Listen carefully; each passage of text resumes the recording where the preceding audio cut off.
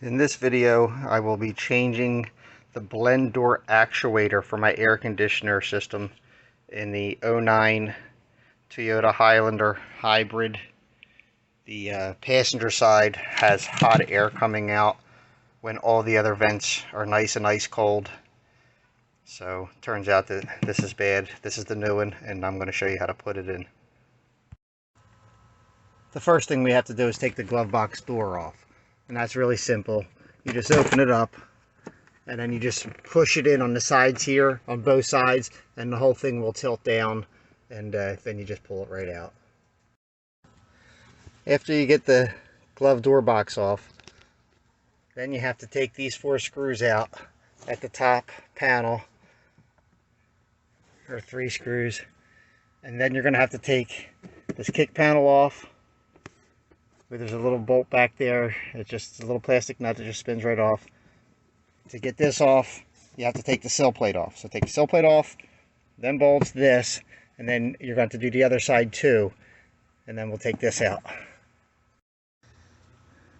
Okay, now that I have that off, which it took me 5 minutes, but the only issue I ran into was I wasn't sure what was behind here. So this clip and these clips here, I was afraid to break, so I didn't know which way to pull, so it took me an extra minute to figure that out. But it just pulls straight out. The little button that's up here, you just have to you pull it out a little bit and unplug it once it's out, and then you won't have a problem. And then on top of the thing, the unit as it was coming out, there'll be 2 wires that come across. Just unclip them, and the whole thing just comes right out. It really doesn't take long at all. Next, we're going to remove this, and then what we have to get to is back here. So I'm going to remove this, and I'll be right back. Okay, I'm to the point now where I got the motor invisible. This is the motor I'm going to be replacing right here. Now if you look down at that arm, I'm going to go from hot to cold, and you'll see how it barely moves. Right now, on the passenger side, I go fully, that's fully cold. Now I'm going to go to, and it's just lukewarm coming at the top. Now if I go to fully hot, you'll see it just barely twitch.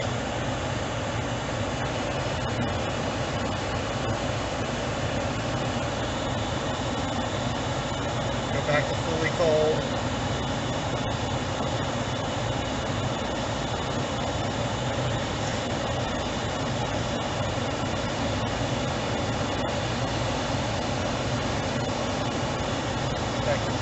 It's not really doing anything, and that's the arm that's supposed to move.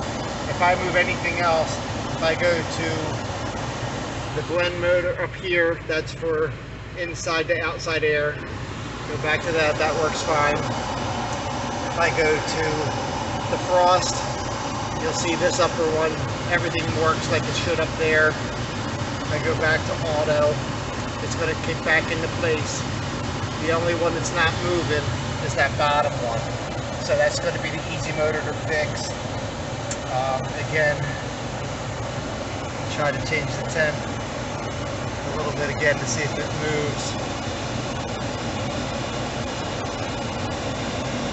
It's not really doing anything. Let's try the driver's side temp. See if anything moves when I do that.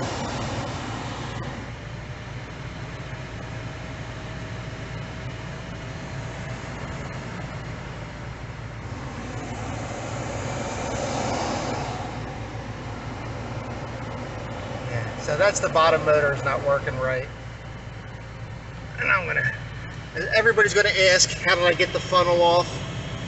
Well, I didn't, I broke it off. I broke it off into 2 pieces. Basically, it goes up like that.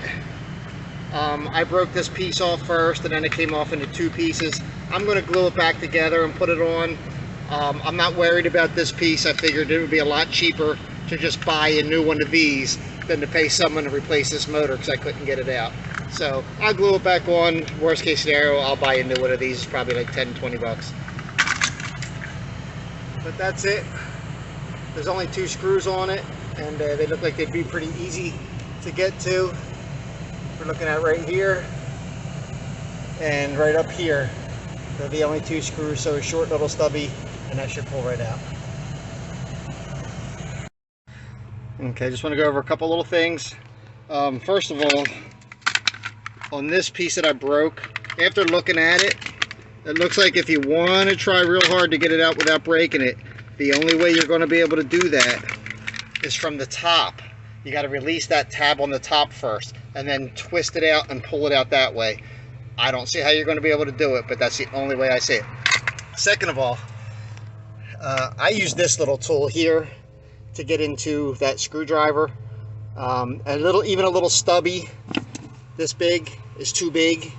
It doesn't fit in there, but this fit in there perfect. So get yourself one of these. It'll pop right out. And then to get this out, you're going to have to stick a screwdriver behind it and just pry it, and then it'll pop out like that. And then basically that notched round plug fits in that notched thing the only way it'll go. So I'm just going to put the other one in, and then I'll be back. Okay, some interesting developments. I got the old one off, and because it was twitching, I was a little curious, so I pulled it off and I gave it juice, and it spun fine both ways, and it was nice and strong. So okay, got another update.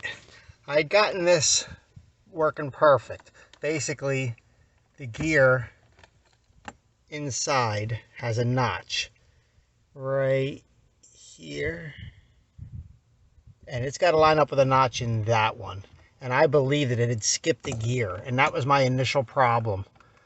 And so I put the lock, and you can see it went in right easy there. So I put a line on there to line them back up, and put it all together, and it worked great as far as the temperature changing temperatures.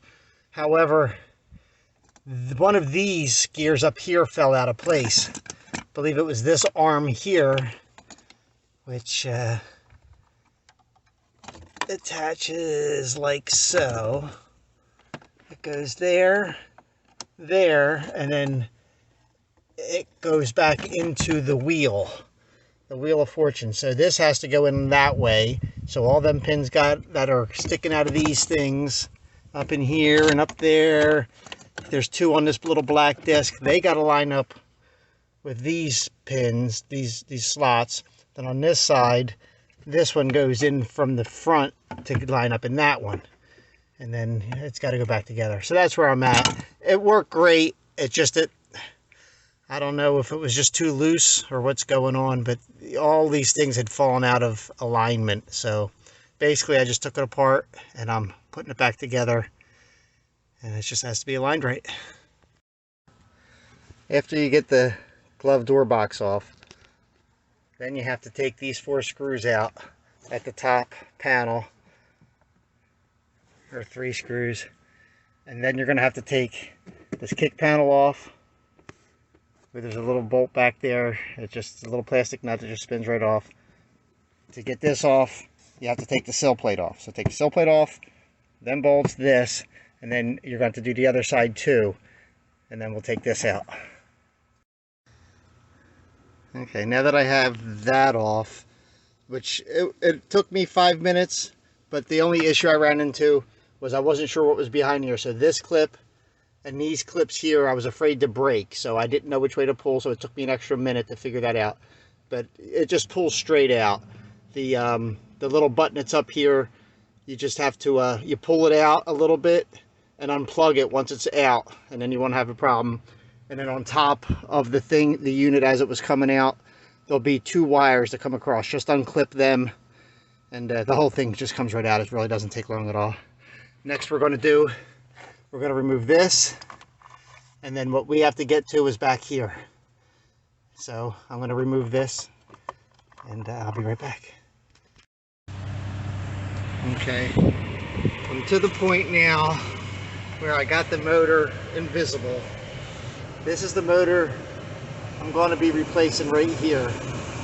Now if you look down at that arm, I'm going to go from hot to cold, and you'll see how it barely moves. Right now, on the passenger side, I go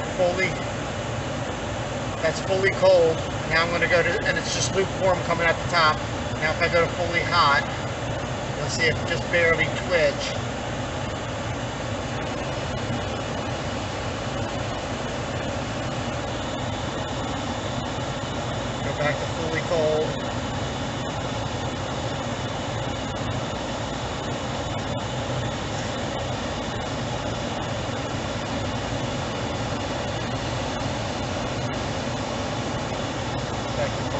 it's not really doing anything. And that's the arm that's supposed to move. If I move anything else, if I go to the blend motor up here, that's for inside to outside air. Go back to that, that works fine. If I go to the frost, you'll see this upper one, everything works like it should up there. If I go back to auto, it's going to kick back into place. The only one that's not moving is that bottom one. So that's going to be the easy motor to fix. Again, try to change the temp a little bit again to see if it moves.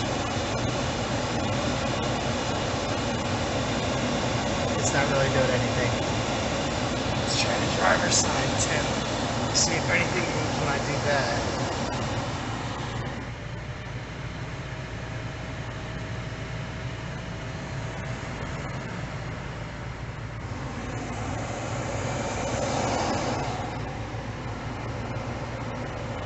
So that's the bottom motor is not working right.